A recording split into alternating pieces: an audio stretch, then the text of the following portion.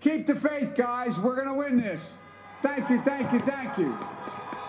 Well, that was Joe Biden in Delaware. Let's talk now to Seth Wethers, who was Donald Trump's state director in Georgia during the last election campaign in 2016. He's in Atlanta, and former Obama communications analyst Amisha Cross joins us from Washington. Thanks, both of you, for being here on the program. Seth, to you first of all. Let me just read you a couple of quotes from the leading Republican election lawyer, Ben Ginsburg, nearly 40 years experience. Proof of systemic fraud has been the Loch Ness monster of the Republican Party.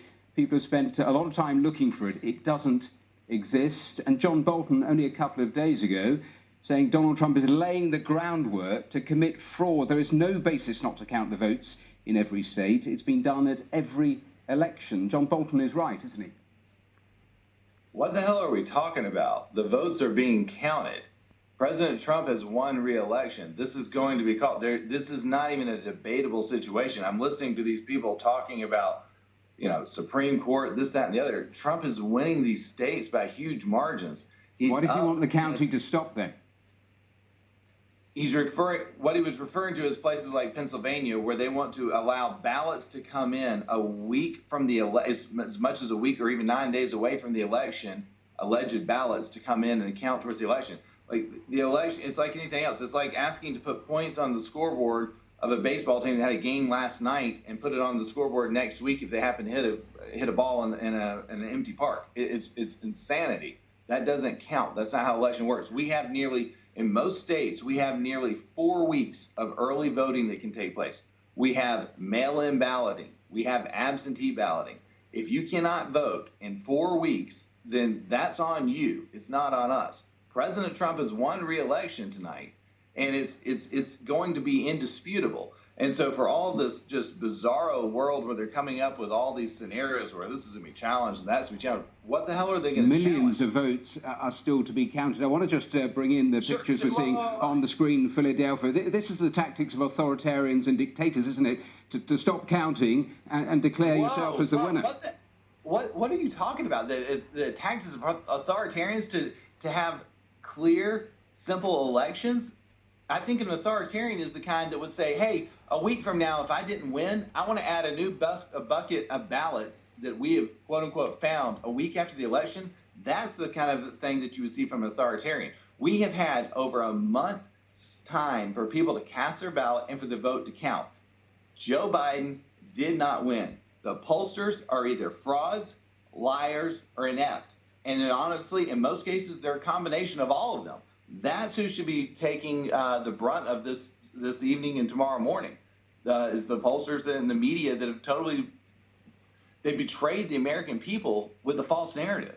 And the reality is Well, Amisha, let's just bring in Amisha Cross there to react to that. Amisha, what do you make of all these accusations that actually Donald Trump has won when the votes are still being counted? We can see them being counted there in Philadelphia. Well, this is just an embarrassing thing to even have to talk about at this point, because the whole function of our democracy is to make sure that every vote counts. We have a president who is acting in a dictatorial fashion when it comes to basically claiming, I am talking, sir, when it comes to basically claiming that he has won an election when those votes have not been tabulated. We literally have millions of votes that have not been counted. This is a president who announced long before any vote was counted. He announced days ago that he was going to claim a victory on election night.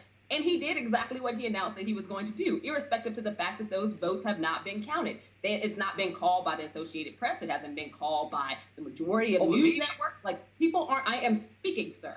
It has not been called because those ballots have not been counted. We knew going into this race that it was going to be very tight. We knew that there were going to be states that were going to be a little bit longer because they received a higher volume of absentee ballots. But absentee ballots are still votes. And in a democracy, you count every single vote.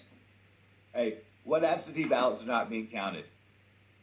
Please name all of Pennsylvania. There are millions of votes that are not being counted. That's why nobody is calling Pennsylvania. Absentee ballots are being counted. You have no idea what you're talking about. The president cannot shut down the voting process. The president cannot shut down. No one's shutting down a voting process. I don't know what the president cannot decide when the Supreme Court gets involved. We have a president who is talking right now because he knows that there's a conservative-leaning Supreme Court. He wants Amisha, if I can just get in there. Amisha, based on what you're seeing, though, do you think Joe Biden's support is holding up in the upper Midwest?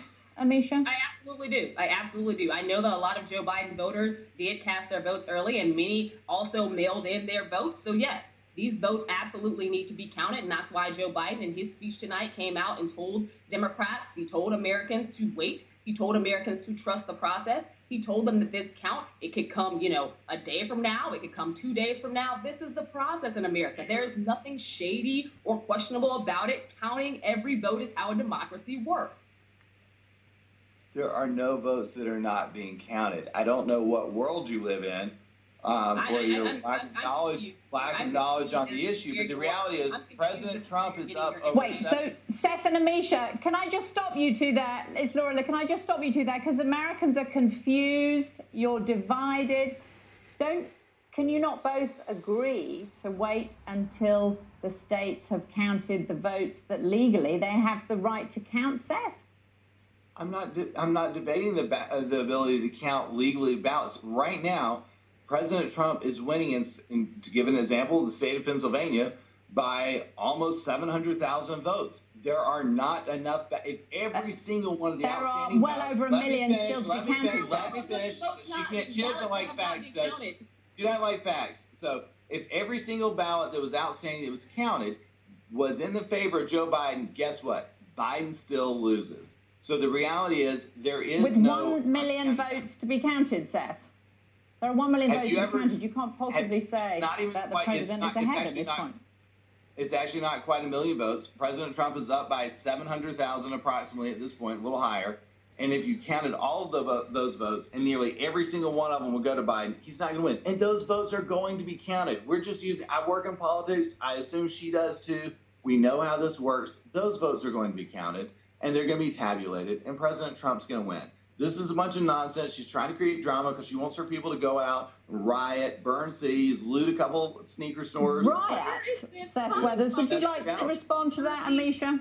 This is literally the problem that a lot of Americans see with the right now. What is happening is a lot of conspiracy theory. That is all he has said this entire time. And quite frankly, the fact that I stayed up till 4:35 Eastern time in the morning for this is really embarrassing. It's rough. It's rough to hate facts this early in the morning. I would agree.